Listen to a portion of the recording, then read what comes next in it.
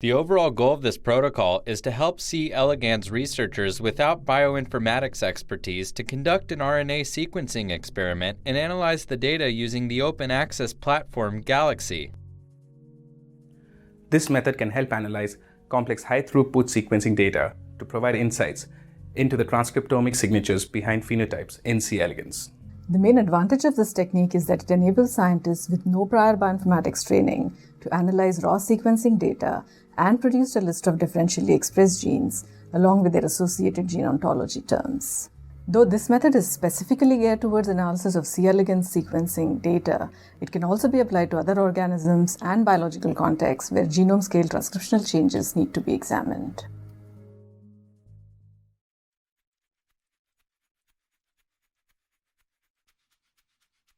This video deals with the web-based usage of the Galaxy pipeline. If feasible, run the workflow locally. Download and install Galaxy according to instructions on the wiki page. After utilizing the Start Here tutorial provided on the Galaxy homepage, follow this video. It is critical for the user to familiarize and orient themselves with the Galaxy user interface and the tools used in the workflow. To begin, click on Analyze Data in the header panel to access the Analysis Home view. The progress bar in the upper right monitors how much disk space has been used. Next, access the Tools menu on the left panel and click on NGS RNA Analysis.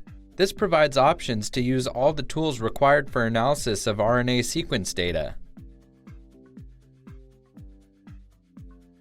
Now, start a new analysis history.